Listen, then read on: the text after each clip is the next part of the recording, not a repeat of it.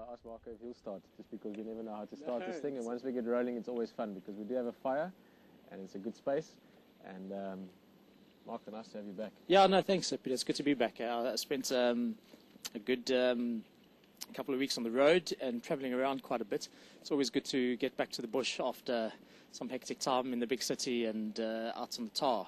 So it's good to be back. Good to be back with the team. New face when I got over here, Motheo. He's fitted in great in the gates at Gowrie Gate and coming back into Djuma and seeing everybody and being back in the bush. So, oh, thanks, man. It's good to be back.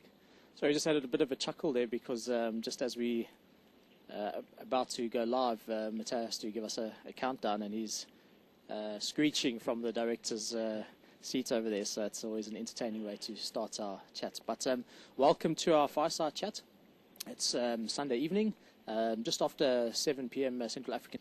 Well, I think, Pieter, you'd be the best to talk about the week. I only got back on Thursday, so there's been quite a bit of activity around. Yeah, it's been good. One of the things often for me, it's almost strange to remember what I saw on the drive the morning, never mind 5-6 days ago.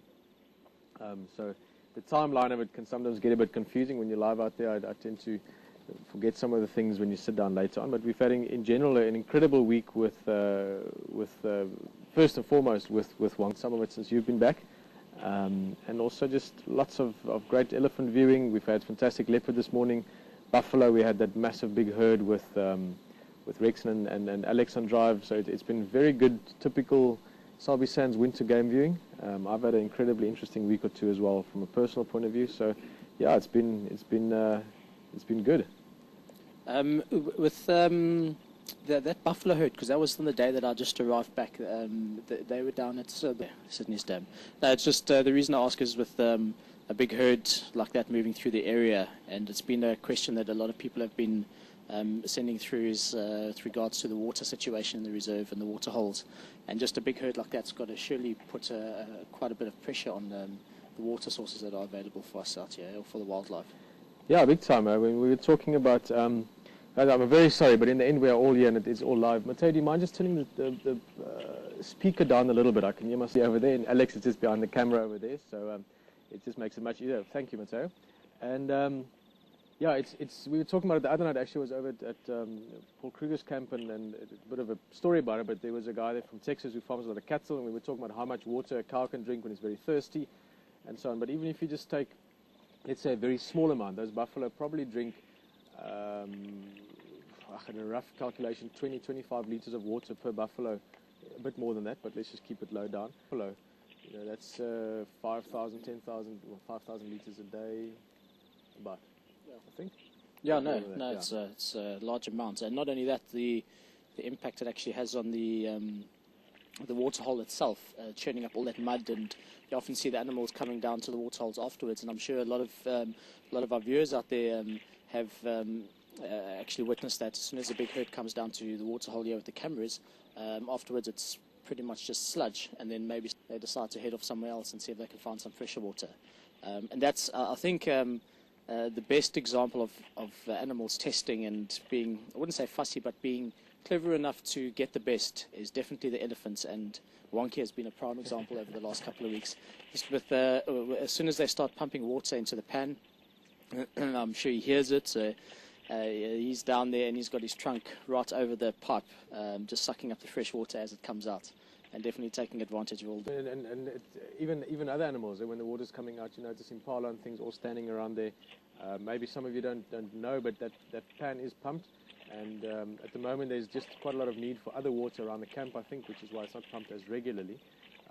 But quite often, if you look at from the one sort of the lower down angle where you see the water hole, you see a lot of animals congregating around the little spot, and obviously that's because it's fresh water, so it's very popular with them. But also the water holes itself, Marco, just to come back to what you were saying with big herds a little bit, when they walk away, the dam has got less water in by a large margin, but also elephants and just everything from the bird life to everything else. Obviously, the more animals drinking from a water hole, because there's less other water available. A dove drinks a couple of teaspoons worth of water, but there's a couple of thousand doves probably a day that drinks there. So it puts a bit of strain on it, but it's normal. It's winter.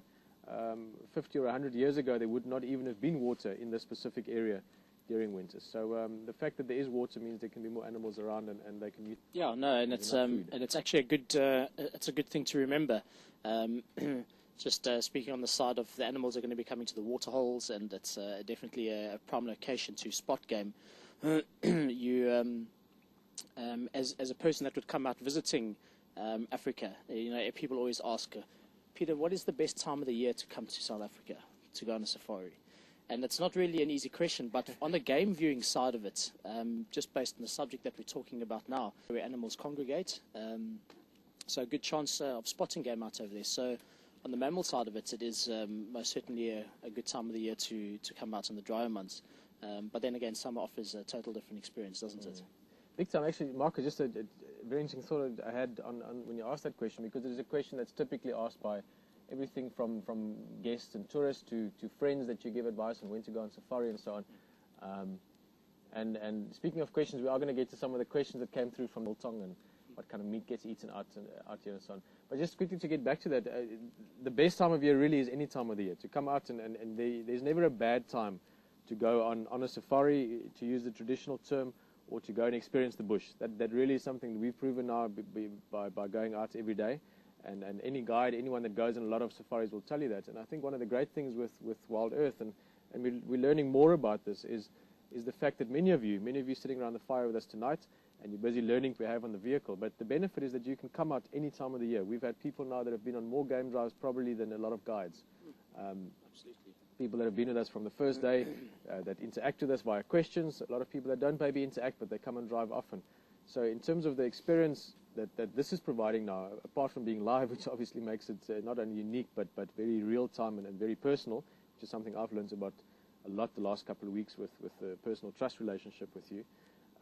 But is the fact that people can come in, at least they don't have to worry about coming at the right time of year, or even bringing the right clothes. You know, Sure. if it's a bit cold, they go close their window and they make a cup of coffee. tea. Yeah, sure. So and if you are coming, actually come as many times as you can. That would be the best solution. But if you can't, that's the best part about WildEarth, that you can join us and you can actually get an idea of what it is like at the various seasons and the different times of the years. There's so many different things to see, to view, to experience, and as Pieter, our eyes and our senses, you can learn a lot about what you enjoy the most about being out in the bush, and what time of the year is best for you. It is in the luxury of your chair back at home. So that is a great opportunity to be able to share that with everybody. And like you said, our viewers do get the chance to experience the bush in so many different ways, and a lot more than, like you said, guides. Yeah, more than some of you have been on more game drives with WildEarth. I'm going to open that door now. I've really been through a very interesting stage, Mark. I've told you maybe later tonight we'll sit around the fire for a while longer and talk about some of it. But there really has been some breathtaking sociological discoveries for me almost in the last while, in terms of how people share this with us and we with you. But like I said, that's a conversation that can probably take us through to sunrise. One night I actually did stay up through sunrise thinking about it, and